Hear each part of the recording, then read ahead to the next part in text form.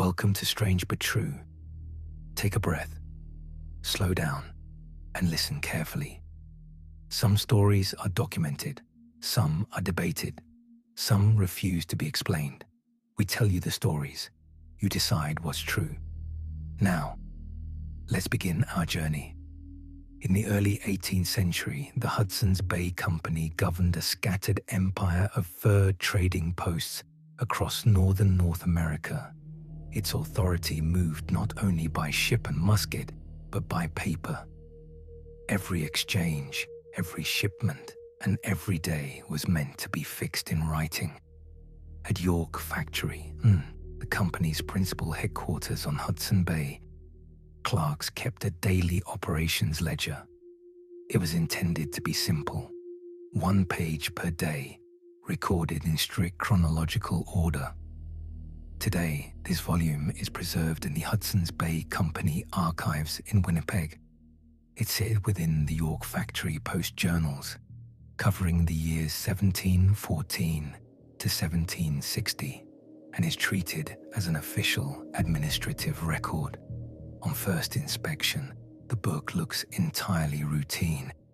Bound leather, tightly ruled columns, careful penmanship, dates clearly written at the top of each page. The entries describe the rhythm of colonial trade. Ships arriving from London, trade goods unpacked, pelts weighed and sorted, food supplies inventoried, weather conditions logged with military regularity. On August 3rd, 1737, the clerk recorded the arrival of a company sloop carrying cloth, metal tools, and provisions. On August 4th, he documented the distribution of trade goods to local trappers. On August 5th, he listed repairs to a damaged warehouse roof after heavy winds. The language is procedural. The tone is detached. The record behaves like an instrument of empire designed to eliminate uncertainty. Yet when 19th century archivists later examined the physical book, they documented something that did not fit that purpose. Several pages were bound in an order that did not match their dates. A page marked August 12th appears before August 7th. August 15th follows August 9th. Then, unexpectedly, the sequence returns to August 6th. The handwriting remains consistent throughout. The ink appears uniform. There's no visible sign that the original clerk recognized the disorder. Read page by page, each entry is coherent. Read as a continuous timeline, the sequence collapses. Archival binding notes confirm that this was not a loose collection of papers.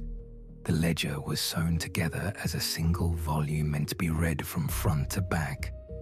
In 1841, a later company official added faint pencil numbers in the margins, attempting to impose a corrected sequence on the pages.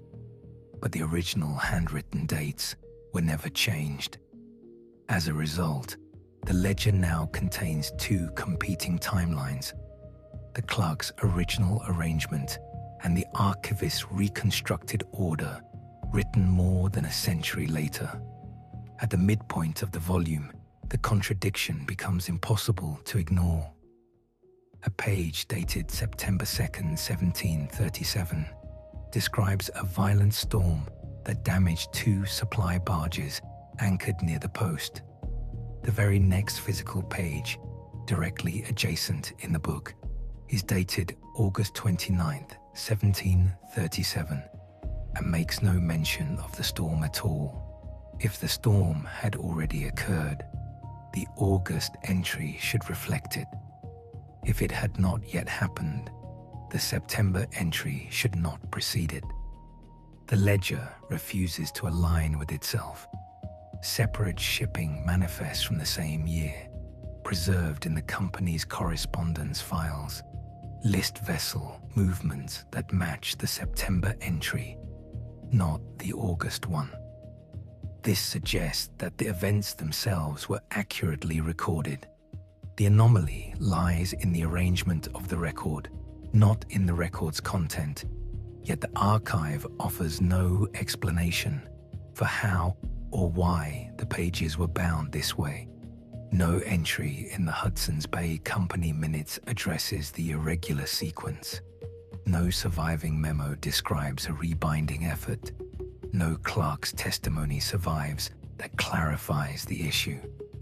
Later, historians routinely cited the York factory journals as reliable day-to-day records of colonial trade.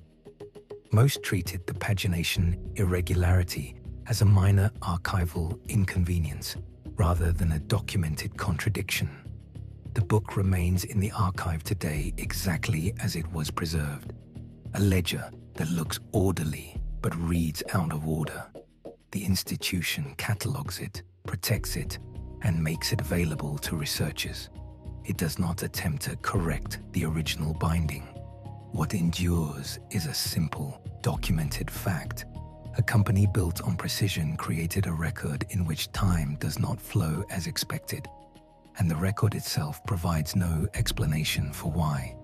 History has a way of hiding the truth inside what it chooses not to explain. Inside tales, inside myths, inside legends, inside things that feel just a little off. If this story held your attention, subscribe to Strange But True, 'cause sometimes what sounds unbelievable is exactly where the truth hides.